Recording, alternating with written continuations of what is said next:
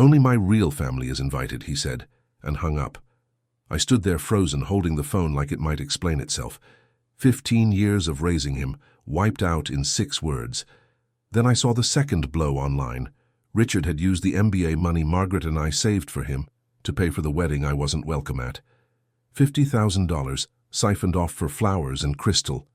He didn't just cut me out, he funded my humiliation with my own hand. But what Richard forgot was this: the house he lives in still carries my name, and I never walk into a storm without knowing where the wind blows.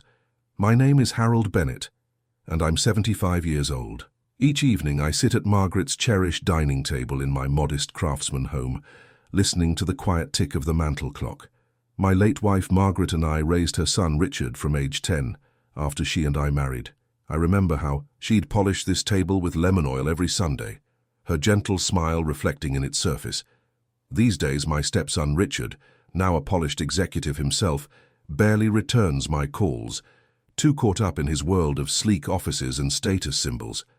The floorboards creak beneath my slippers as I cross to check the old desk drawer. Inside lies something Richard's forgotten: the deed to his starter home, my name still listed alongside his. Papers speak louder than blood sometimes. But let me start from the beginning. I'd spent 3 evenings practicing that toast in my study. You know how it goes. You write something heartfelt, then spend hours tweaking every word until it sounds just right. I'd even jotted down notes about Richard's fiancée's family, determined to get everyone's name perfect at the reception. Her father was William, Mother Catherine.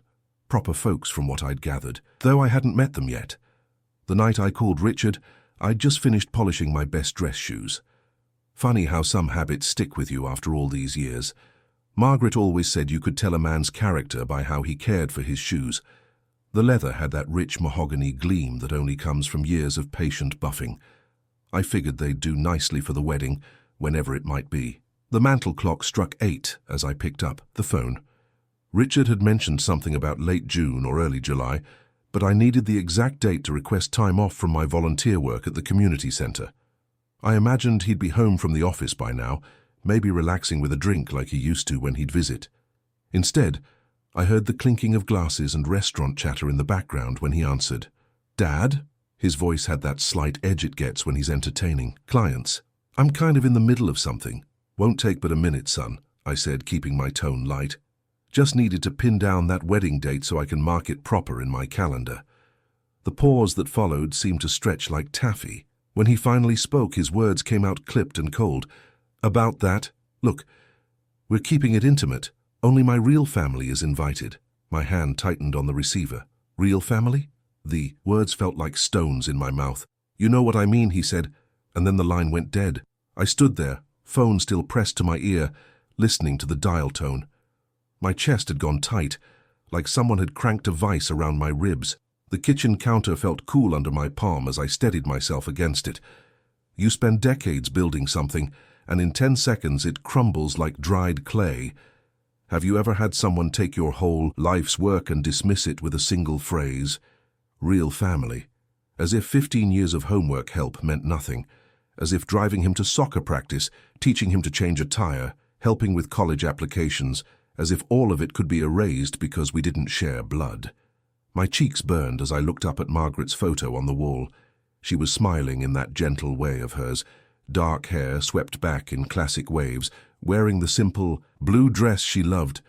"The years have to count for something," I whispered to her image. "Don't they, Margaret?" I remember the day we took that picture. It was at Richard's high school graduation. He'd hugged us both so tight afterward, called us Mum and Dad without hesitation. Where had that boy gone? The kitchen clock ticked away in the silence, each sound like a hammer tap on my dignity. But I'm not a man who lets emotion rule his actions. Never have been. Margaret taught me that too. When things get rough, you step back, breathe deep, and think it through. So I did what I've always done when faced with a problem. I made a plan. Come morning, I'd make some discreet calls, confirm the wedding details through mutual friends. Then I'd pay Richard a visit at his office, face to face, man to man. Maybe there was some misunderstanding. Maybe he'd had too much wine at dinner. Or maybe I needed to understand exactly what real family meant to him now. Looking back at Margaret's photo one last time, I straightened my shoulders. Whatever came next, I'd handle it with the dignity she'd expect of me. But first, I needed facts. You can't navigate a storm without knowing which way the wind blows. The suit shop opened at 9 sharp. I'd always believed in facing hard days dressed proper, so there I was, first customer through the door. The young clerk reminded me of Richard at that age, eager to help, quick with a smile, made my chest ache a bit. Something classic, I told him. Navy blue, nothing flashy. Might be attending a wedding end of the month. My voice caught on might, but he was too busy measuring to notice. You know how some memories hit you harder in quiet moments? Standing there in front of that 3-way mirror, I remembered taking Richard for his first suit. He was 16, Margaret's hand smoothing his collar while I showed him how to tie a Windsor knot. Take your time, I'd said. A man's tie tells his story. The clerk's voice pulled me back. This one's a nice fit, sir. Would you like to see anything else? I shook my head, paid, and headed home with the garment bag over my arm. Maybe I was fooling myself, but hope dies slow when you've nurtured it for decades. Back in my study, I pulled out the old accordion file where I keep important papers. Margaret used to tease me about being so organized, but she appreciated it when tax season rolled around. The bank statements were right where they belonged, sorted by year, each one marked with her neat handwriting, Richard's graduate fund and education support. I spread them across my desk, those pieces of paper that mapped out years of careful planning. Every transfer had a note attached, Richard's dreams laid out in Margaret's precise script. For the MBA program, one read. Extra for textbooks and fees, said another. Have you ever noticed how numbers have a way of telling their own story? These told me one I wasn't ready to hear. The phone rang around 11. Ellen Markham, who'd known Margaret from their garden club days. She still checks in on me now and then. Harold? Her voice had that careful tone people use when they're carrying bad news. I thought you should know. I've heard about the reception plans. My pen hovered over the bank statements. Go on. It's at the Grand Plaza Hotel. 5 courses, crystal centerpieces, string quartet. She paused. Harold, they're talking about $50,000 at least. The number hit me like a physical blow. My eyes dropped to the transfer records. 4 installments of $12,000 each, marked for Richard's MBA. The dates lined up perfectly with the hotel's deposit schedule. Harold, are you there? I'm here. My temple was throbbing now, a steady pulse that matched the ticking of my desk clock. Thank you for telling me, Ellen. After we hung up, I sat there staring at those papers until my coffee went cold. The money we'd saved for his education. Margaret insisting we put a little aside each month, even when things were tight. Education is the best gift we can give him, she'd said. And now? You ever have one of those moments when the world shifts and suddenly everything looks different? Like when you realize the person you've been defending all along wasn't worth the breath you spent speaking up for them? I gathered the statements into a neat pile, tucked them into my briefcase. The leather was worn smooth from years of carrying work orders and production schedules. Now it would carry a different kind of business. Looking at my watch, just past 2, I knew Richard would be at his office.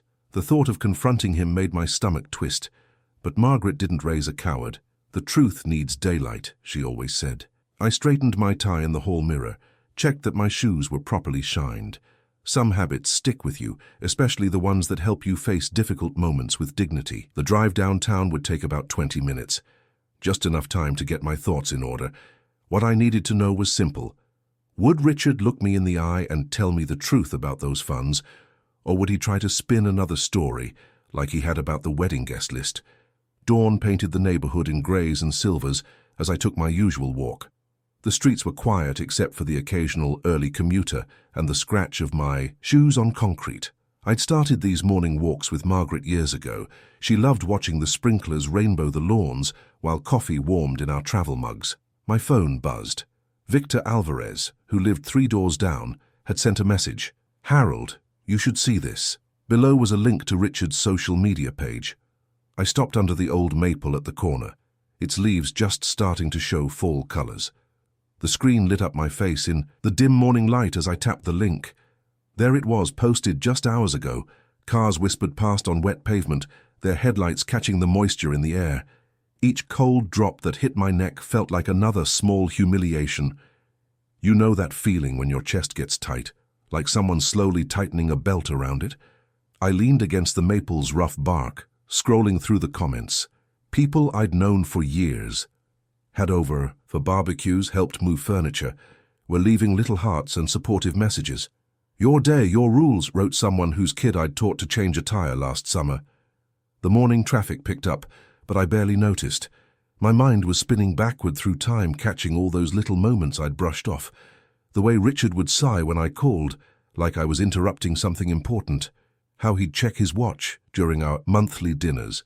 The gradual shift from Dad to Harold, to barely acknowledging me at all. "Everything okay?" Victor had crossed the street to join me. "I saw you standing here for a while. Just thinking," I said, pocketing my phone. "Thanks for letting me know." He squeezed my shoulder. "That boy's forgotten where he came from. Margaret would have set him straight. She would have too. Margaret never let anyone in the family drift too far, into selfishness. But she wasn't here, and this was my mess to clean up. Back home, I sat at my desk and opened my messaging app. The cursor blinked at me like a challenge. 3 times I typed out everything I wanted to say, about respect, about family, about the years I'd invested in his future. 3 times I deleted it all. Finally, I kept it simple. "We need to meet this afternoon. There are accounts to settle and expectations to clear. We need to settle what's owed and what's right." My finger hovered over the send button. Through the window, I could see Mrs. Patterson walking her terrier past my house, same as she did every morning at 7:15. Some things you could count on, others. I hit send, then set the phone down on my desk. The mantel clock ticked away, each sound like a footstep approaching something unpleasant. I pulled out my old ledger, the one where I'd recorded every major expense since Richard came into my life.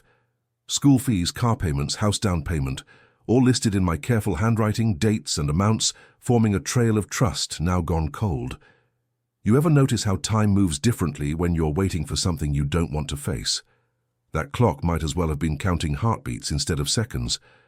I picked up my phone again, checking for a response. Nothing yet. The morning light crept across my desk, touching those neat columns of numbers in my ledger. Each one represented a choice I'd made, believing I was building something lasting. Now I had to wonder, what leverage did I have left if Richard refused to meet? What could make a man who'd publicly dismissed his father's existence come to the table? The answer was probably buried somewhere in those pages, but right then, watching that empty message screen, it felt as distant as those dawn sprinklers with Margaret. The phone rang just as I was closing my ledger. Thomas Carver's name lit up the screen. I hadn't heard from him since Margaret's will reading 3 years ago. "Harold," he said, his voice carrying that precise tone I remembered from decades of legal counsel. "Ellen Markham called me this morning, said you might need some guidance." My shoulders tensed. News travels fast. In our circles. Like lightning. There was a pause, then, "Bring your home file to my office. The one with Richard's starter house paperwork. We should talk." An hour later, I was sitting in Thomas's familiar office, breathing in that mix of leather chairs and old law books that lined the walls floor to ceiling. Sunlight slanted through Venetian blinds, drawing stripes across his massive oak desk. Some things hadn't changed since the day I'd signed Margaret's estate papers. Thomas adjusted his reading glasses, perched low on his nose as always, and spread out the deed documents. His index finger tapped deliberately at our names. "Harold Bennett and Richard Bennett, co-owners," he said, looking at me over those glasses. "You remember why we set it up this way?" Margaret insisted. I leaned forward, squinting at the fine print. "Said it would keep things simple for taxes and inheritance." Thomas sat back, folding his hands over his navy suit vest. "And it would have, if Richard wasn't trying to cut you out completely." My throat went dry. "What do you mean?" Ellen overheard him at the country club. "He's planning to refinance, pull out your equity, then remove your name entirely." Thomas reached for a yellow legal pad. "But here's what he doesn't know. He can't do any of that without proper notice to all parties, meaning you." I thought of Richard's social media post. Unless he tries to rush it through right before the wedding. Thomas uncapped a red pen. "Some lenders might miss the co-owner notification requirement if the paperwork looks clean enough, and Richard knows people who know people." The mantel clock from my memory seemed to echo in Thomas's office. "How long do we have?" "Wedding's in 3 weeks." He circled a date on the legal pad with that red pen. "Any refinancing would need to close before then, or his plans fall apart." He slid the pad toward me. This is your window, Harold. Miss it, and you could lose both your relationship and your financial stake. I stared at that red circle. It was like looking at a countdown timer on some movie bomb, except this explosion would be silent. Just papers shuffling and a rubber stamp coming down. I'll need you to sign some things, Thomas said, pulling out a folder. Protective filings. They'll flag any attempts to modify the deed or initiate refinancing without your explicit consent. He started laying out documents, each one marked with little sticky tabs. But we have to move fast. My hand shook slightly as I picked up his pen. Richard won't like this. Richard stopped considering your feelings when he decided to use your education money for his wedding. Thomas's voice had that steel edge remembered from tough negotiations years ago. The question is, what will he try before this deadline hits? I signed where he pointed, each signature feeling heavier than the last. The grandfather clock in the corner, probably as old as the law books surrounding us, ticked away like it was counting down our moves. Thomas gathered the signed papers, tucking them into a fresh folder. I'll file these first thing tomorrow. From now on, any mortgage company that runs a title check will see our flags. He handed me a checklist on his letterhead. These are your next steps. Keep everything documented. And Harold? He waited until I met his eyes. Don't let Richard know you're aware of any of this. Not yet. I folded the checklist and slipped it into my jacket pocket, feeling its weight like a secret weapon. What's our timeline look like? Assuming he tries to refinance, Thomas tapped that. Red circle again. This is when it all comes to a head, one way or another. The next morning I spread everything across my dining room table, the one Margaret and I had picked out 30 years ago. You know the kind. Solid oak, built to last generations. These days it mostly held my coffee mug and morning paper, but now it was covered in paper trails. Bank statements showed the transfers clear as day. 20,000 marked graduate education support. Another 15 labeled continuing education supplement, all of it flowing one way from my account to Richard's. Each withdrawal had felt like an investment in his future back then. Funny how time changes the color of things. I dug out the original down payment records for his house, $40,000 that Margaret and I had scraped together by selling her mother's antiques. The memory hit me hard. Margaret insisting we help Richard get started. Her eyes bright with that mix of pride and hope that always melted my resistance. He's young, she'd said. Let's give him solid ground to build on. Got all your ammunition lined up? Thomas's voice crackled through my phone speaker. I'd called him for moral support while sorting through the paperwork. Trying to. My hands weren't as steady as I wanted them to be. But every time I start writing this letter, I keep hearing his voice. Real family. The words still stung like a fresh cut. Focus on the facts, Harold. Numbers don't play favorites. I pushed my reading glasses higher and started typing again on my old laptop. The letter needed to be clear, fair, and firm. Everything I'd tried to be as a stepfather. I outlined the funds he'd received, the wedding exclusion, and a proposed repayment plan for the misused education money. Thomas, I said after reading him the draft, I'm 75, I shouldn't be fighting these battles anymore. The admission felt heavy in my chest. Haven't slept more than 3 hours straight since this started. Facts are your spine, Harold. Thomas's voice carried that quiet certainty I'd come to rely on. Age has nothing to do with standing up for what's right. Remember when you led that strike in '82? You weren't exactly a kid then either. I smiled despite myself. Different kind of fight. Same principles, fairness, respect, following through. Papers shuffled on his end. But if you're asking whether you should just let this go, no. The word came out sharper than I intended. No. I promised Margaret I'd always treat him like my own son. That means holding him accountable too. Rain started pattering against the windows as I gathered everything into a manila folder. The walk home from Thomas's office felt longer than usual, each step carrying the weight of decisions I'd rather not make. The sky hung low and grey, like it was pressing down on my shoulders. Inside my house, I set the folder on the dining room table and picked up Margaret's photo from the mantel. Her smile looked back at me, warm and steady as ever. I placed the frame on top of the file folder, remembering how she'd always said, "Do what needs doing, but do it with grace." "All right, Margaret," I whispered. "One more try at handling this properly before the lawyers take over." The house felt too quiet. the kind of quiet that makes you hear your own heartbeat. I'd give Richard one chance to make this right, to acknowledge the support he'd received and show some basic respect. The letter was ready to send, but my finger hesitated over the email button. Everything in me wanted to retreat into dignified silence, to avoid the conflict that was surely coming. Just then the phone rang. The caller ID showed Richard's number, and my stomach tightened. That familiar mix of hope and dread washed over me as I stared at the screen, knowing his tone would probably carry that same dismissive edge it had lately. The next day at noon, I met Thomas at his office. The summer heat had everyone moving slow outside, but inside that wood-paneled room, things clicked along with the precision of a well-oiled machine. "Time to put some guardrails up," Thomas said, spreading documents across his desk. The papers reminded me of blueprint layouts from my foreman days, each one serving its purpose, each detail mattering. "Walk me through it," I said, settling into the leather chair that had supported countless clients before me.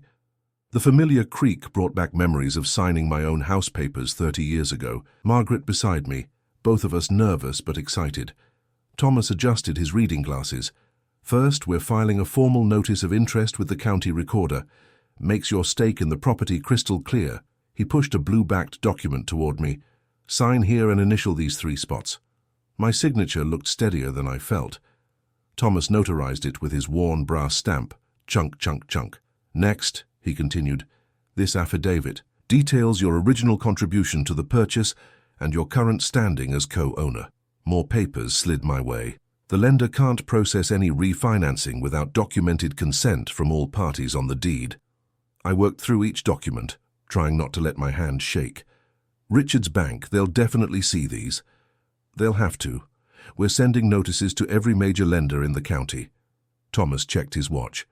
My assistants already queued up the fax machine. The afternoon wore on. Every few minutes the fax would whir and spit out confirmation pages. Thomas's secretary brought us coffee. Black for him, cream and sugar for me. The routine of it all, the methodical steps, helped settle the knot in my stomach. "Remember," Thomas said, tapping a stack of certified mail receipts, "this isn't about revenge. It's about protecting what's legally yours." I nodded, thinking of all those years I'd protected Richard in other ways. From schoolyard bullies, from his own reckless teenage decisions, from the hard knocks that could have derailed him. Never thought I'd need protection from him. "People change," Thomas said quietly. "Money changes them faster." Around 5 o'clock we'd filed everything we could. Thomas had a red circle drawn on his calendar for next week, the deadline we figured Richard might try to push papers through before his wedding. Every time I looked at that red mark, my pulse jumped a little. "One last thing," I said, pulling out my phone. The message I typed was simple. "Richard, we need to discuss the education funds and wedding arrangements. Please call."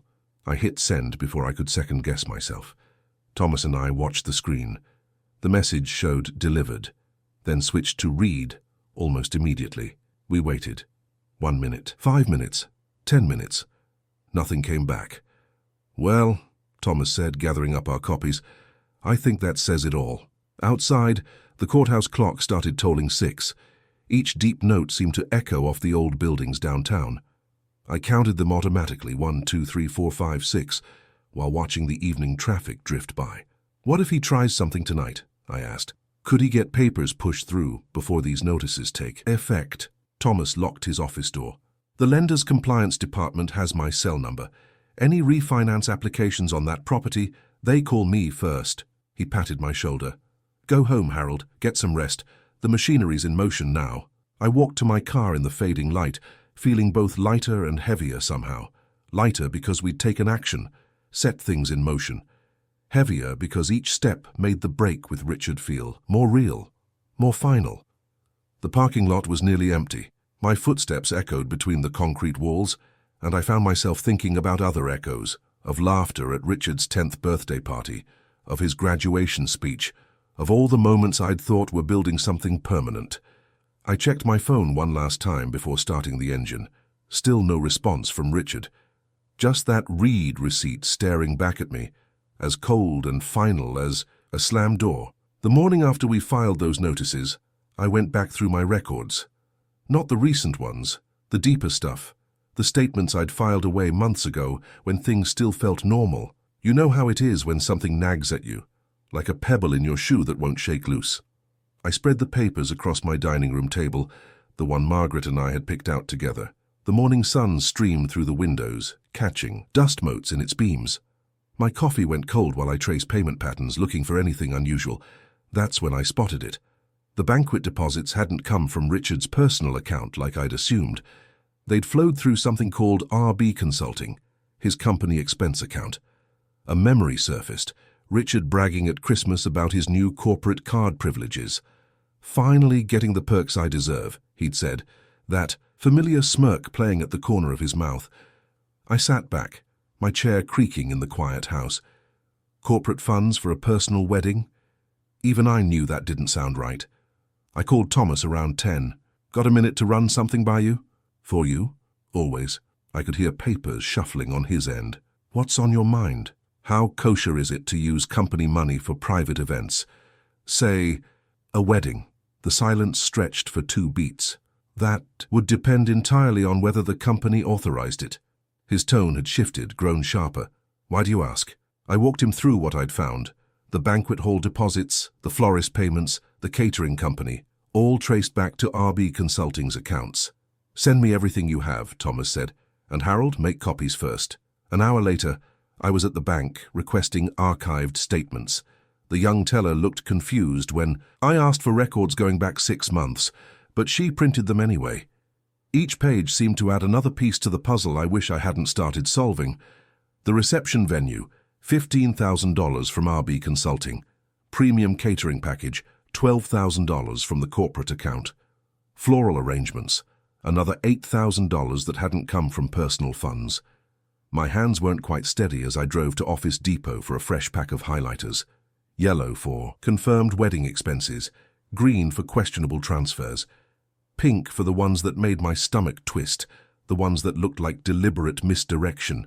Back home, I created a timeline, vendor payments on the left, company transfers on the right. The pattern jumped out like a neon sign. Richard had been using his corporate card for nearly everything wedding-related, and he'd been clever about it too, spreading payments across different expense categories, but clever isn't always clean. I called Thomas again. I've got it all laid out here. Want to come take a look? Be there in 20, he said. While I waited, I made fresh coffee and stared at the papers covering my table. Each highlighted line represented more than just money. They were choices Richard had made, calculated decisions that went beyond just hurting his stepfather's feelings. Thomas arrived with his briefcase and that focused look he gets when he smells trouble. He spent 30 minutes reviewing my work, asking quiet questions, making notes in his precise handwriting.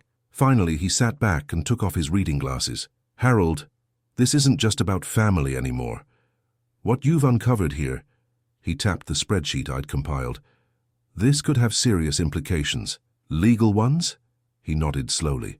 Corporate fraud isn't something companies take lightly, especially not when it involves tens of thousands of dollars. I felt a chill settle in my chest, the kind that comes when you realize you've stumbled onto something bigger than you expected. This wasn't just about Richard excluding me anymore. This was about choices that could affect his whole future. I need to verify these numbers, I said, reaching for my filing cabinet key. Make absolutely sure before we do anything. Smart, Thomas agreed. Documentation is everything in cases like this. I locked the records away, then wrote myself a note for tomorrow morning. Call vendors, confirm payment sources, document everything.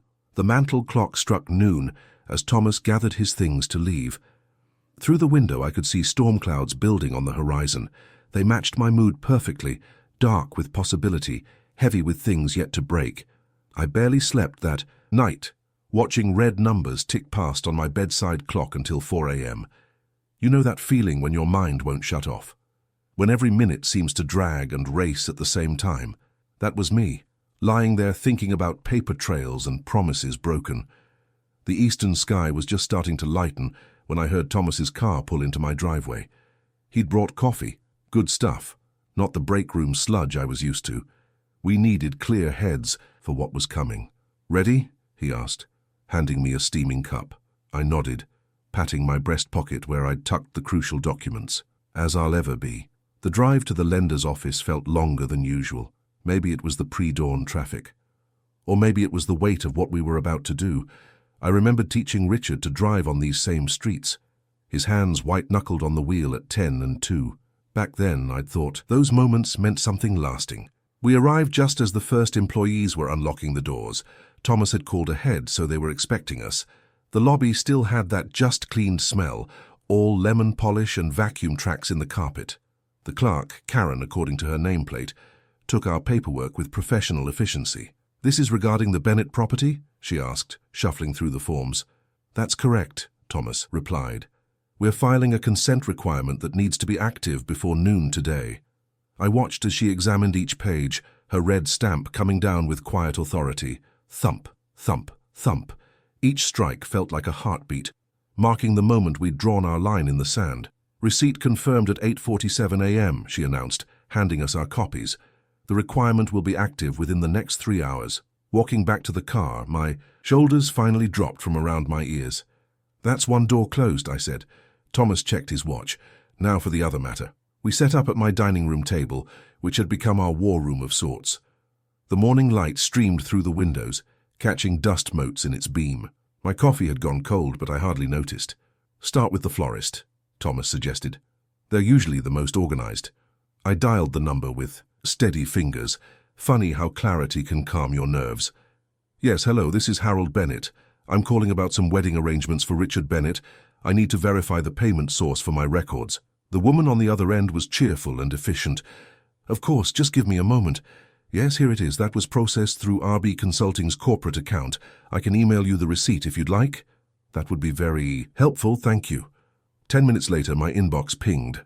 There it was in black and white, $8,000 worth of flowers charged to Richard's employer's account. The catering company was next. Same story, different dollar amount. Their confirmation landed in my inbox before noon. "Two down," Thomas murmured, reviewing the PDFs as I saved them to a folder labeled Vendor Confirmations. My throat felt tight as I created subfolders, organizing the evidence like I used to organize my workshop tools. Everything in its place, everything documented. The grief hit me then, not in waves but in quiet drops like a leaking faucet you can't quite fix. "We should verify the venue after dinner," Thomas said, checking his notes. "Their accounting department closes at 7. I nodded, too drained for words just then. The morning's victory with the refinance freeze felt hollow now, seeing the depth of Richard's deception laid bare in my email inbox. Thomas squeezed my shoulder as he gathered his things. "Get some rest, Harold. I'll pick up dinner and be back around 6. We'll finish this together." After he left, I sat alone at my dining room table, staring at the folder on my laptop screen.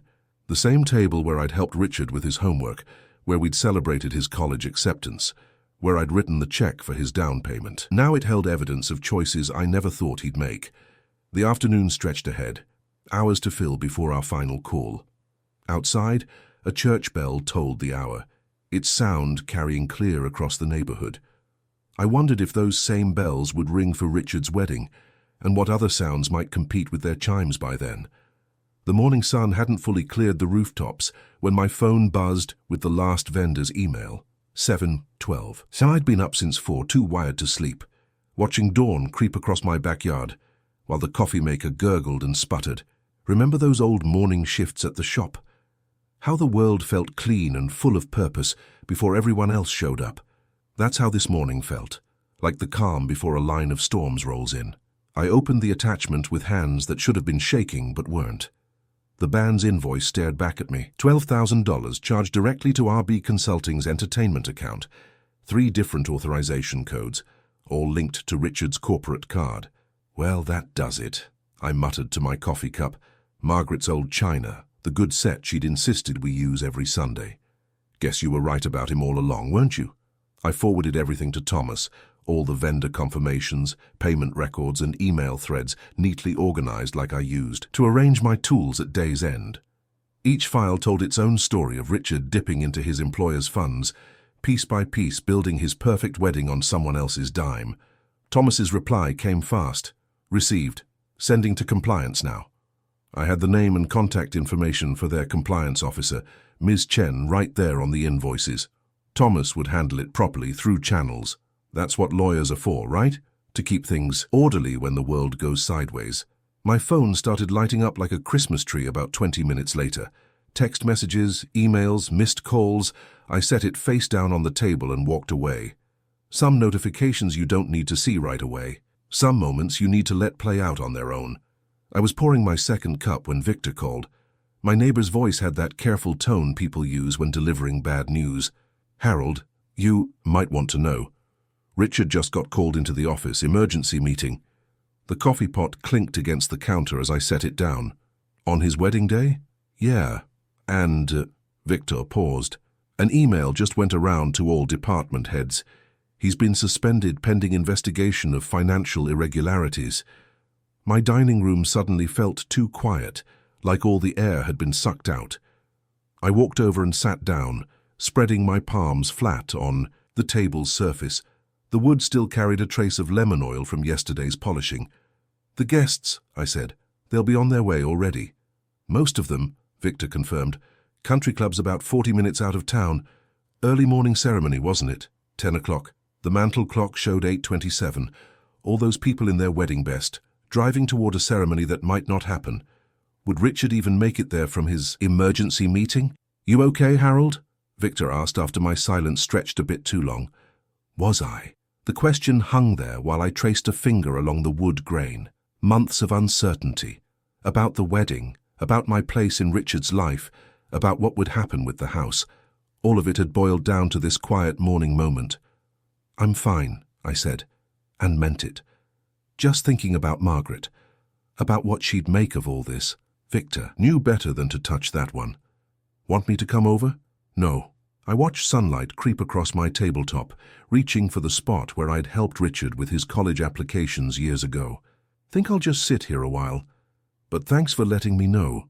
After we hung up, I stayed at the table, listening to the tick of the mantel clock marking time toward 10 o'clock. Somewhere across town, Richard was facing questions he couldn't answer. And out on the highways, cars full of guests were heading toward a wedding day that had just hit a wall at high speed. My phone kept buzzing. I left it there, face down, letting the notifications strobe across its screen unread. Sometimes silence is the best response to chaos. The texts from Victor started rolling in around 9:30. I'd moved to my armchair by then, the one with the view of the maple tree Margaret had planted when we first moved in.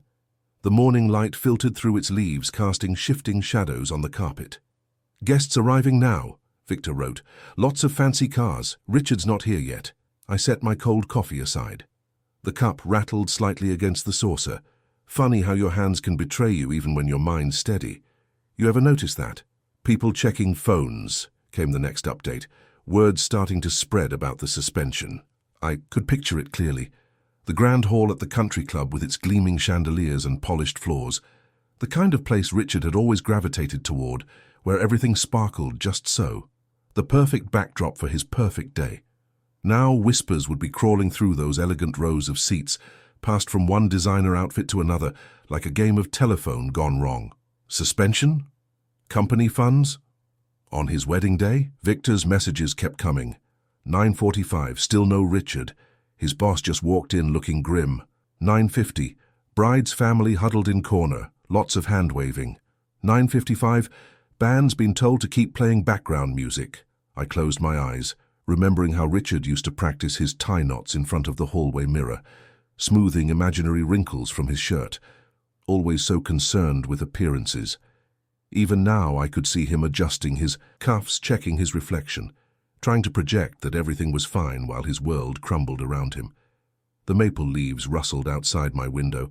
A mourning dove called once, twice, then fell silent. 10:15. Officiants taking a short break. People getting restless. 10:20. Richard finally showed up, looks like hell. Bridesmaids steering relatives into side room. I didn't feel the satisfaction some might expect. No triumph in watching a carefully constructed facade crack and fall.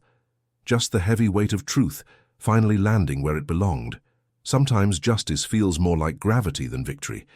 Just the natural consequence of actions meeting their moment. "Lots of whispering now," Victor texted.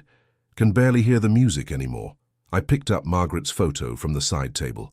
She would have hated this part, the public spectacle of it all. But she also believed in facing consequences head-on. Truth finds its level, she used to say while balancing our old checkbook at this very table. 10:35. Some guests leaving already. Richard's trying to talk to small groups. Nobody staying long. The mantel clock ticked steadily toward noon. Each sound seemed to echo in my quiet house, marking time while across town, Richard faced the impossible task of explaining away what couldn't be explained. How do you tell 200 people in their Sunday best that their morning wasn't wasted, that the whispers weren't true, that everything was still perfect and polished and exactly as planned? 10:45. Bride's father demanding answers. Not pretty. 10:50. More people heading for parking lot. Band stopped playing. The morning light had shifted, throwing different shadows now. Outside, a car door slammed, and I heard children laughing as they passed by. Normal Sunday sounds in a normal neighborhood while somewhere else, under those crystal chandeliers, Richard's carefully constructed world was dissolving like sugar in rain. Victor's messages slowed to a trickle. 11:15. Most guests gone. Just family now. Lots of closed doors. 11:30. Catering staff starting to pack up. I set my phone down and walked to the window. The maple tree stood steady in the breeze, its leaves dancing lightly. Margaret's tree still growing, still reaching skyward despite all the seasons it had weathered. Another text buzzed. Official announcement coming soon. Want me to stay? I typed back. No need. Come home safe. The clock struck noon as I sat back down, each chime clear and final in the quiet house. Somewhere across town, Richard was facing the hardest conversation of his life. What could he possibly say now that the whispers had grown louder than any wedding march? Monday morning came with a clarity I hadn't felt in weeks. The courthouse steps were already warm in the early sun when I met Thomas outside his office. He had his leather briefcase, the same one he'd carried for 20 years, and a slight smile that told me everything was in order. "Ready to make it official?" he asked, holding the door. "More than ready," I said, following him inside. You know that feeling when something's finally truly finished, when all the loose ends get tied up neat and proper? That's what I felt walking into that cool, wood-paneled office with its familiar smell of old books and coffee. Thomas spread the papers across his desk. The lender's formal acknowledgement, the deed status confirmation, everything we needed to close this chapter for good. His reading glasses perched on the end of his nose as he pointed to each signature line. The bank confirms they can't process any refinancing without your express written consent, he said, tapping one document. And this one reinforces your equal standing on the deed. No changes can happen without both signatures. I picked up the pen, an old-fashioned fountain pen Thomas kept just for important occasions. The weight of it felt right in my hand. Margaret always said you were the most thorough man she knew. She was too kind. Thomas smiled, then turned serious. But she was right about keeping good records. Sometimes paper is the only thing that speaks truth when memories get convenient. I signed where he indicated, the ink flowing smooth and dark. Each signature felt like setting another stone in place, building something solid and lasting. Not a wall, I'd never wanted that, but a foundation. Something that said, here's where we stand, clear as day. And that's the last one, Thomas said, gathering the papers. He walked over to his desk where a large envelope waited. I'll have these certified copies ready in about 10 minutes. While he worked, I stood at his office window, watching people hurry up and down the courthouse steps. Young couples with papers clutched tight, older folks moving slower but just as purposeful. Everyone had their own story playing out today. Here we are. Thomas handed me the envelope. Everything's in order. The deed stands as it always has, and any changes need your signature, properly witnessed and notarized. I reached out to shake his hand, feeling the firm grip of decades of friendship. Thank you, Thomas, for everything. Just doing my job, he said. But we both knew it was more than that. Stepping outside, the midday sun hit me full in the face. I stood there a moment, just breathing it in. Funny how the world looks, different when you're standing on solid ground again. I took my time walking home, stopping at Harrison's Hardware where I'd been buying furniture polish for 30 years. Old Mr. Harrison himself was still there, which made me smile. Some things don't change, and thank God for that. The lemon oil, he asked before I could say a word. Just got a fresh shipment. You know me too well, Joe. The familiar brown bottle felt right in my hand. Margaret had always insisted on the same brand, said it brought out the warmth in the wood. She wasn't wrong about that either. Back home, I set my briefcase on the kitchen counter and walked to the dining room. That table had seen so much. Homework sessions with Richard when he was young, Sunday dinners, quiet coffees with Margaret.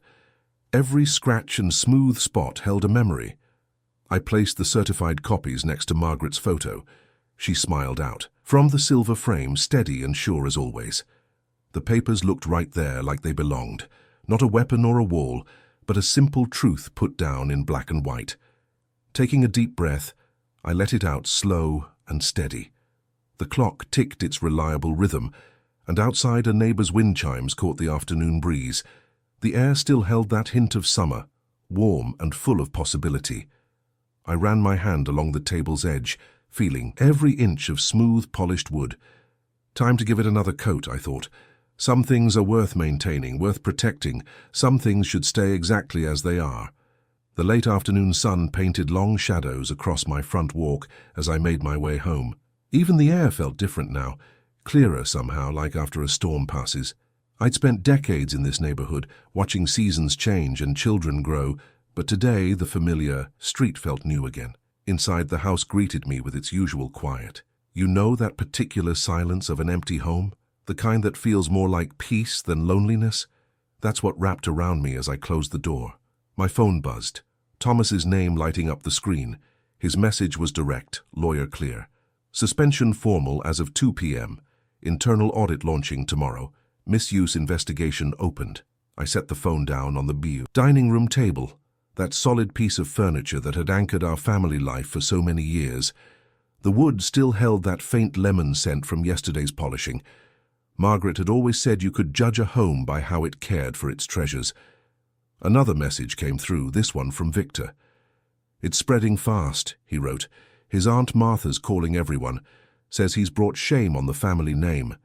Nobody's buying his excuses about business expenses." I didn't answer either message. Some moments don't need words. Instead, I reached into my pocket and took out a single brass key, new cut, bright and untarnished. I placed it carefully on the table's polished surface, right where the evening sun could catch it. The metal gleamed like a small beacon, a point of light marking something finished and something preserved. The mantel clock ticked steadily behind me, marking time the way it had through every family dinner, every holiday, every quiet evening with Margaret. I stood there between it and her photo, feeling the weight of years and choices. Her picture caught the same golden light as the key, that gentle smile of hers, the one that could cut through any confusion and find what mattered. She'd always said clarity was its own kind of kindness, even when it hurt, even when it meant standing firm. I smoothed down the jacket of my navy suit, the one I'd bought for a wedding I never attended. The fabric was still crisp, the cut still proper. Funny how something meant for one purpose could end up serving another. Through the window, I watched the sun sink lower, painting everything in amber and long shadows. The key on the table caught that light and threw it back, like a tiny sunrise right there on the mahogany surface. A small thing, really. But sometimes small things carry the biggest truths. I thought about blood then, about family, about all the ways we try to measure what makes a man worthy. About promises kept and broken, about loyalty given and betrayed, about how paper can speak louder than words, and how silence can say more than speeches. "A man's worth is proven by loyalty, not blood," I said to the quiet room, to Margaret's photo, to the steady tick of time moving forward. The words settled into the golden hour light like they belonged there. Simple truth finally spoken plain.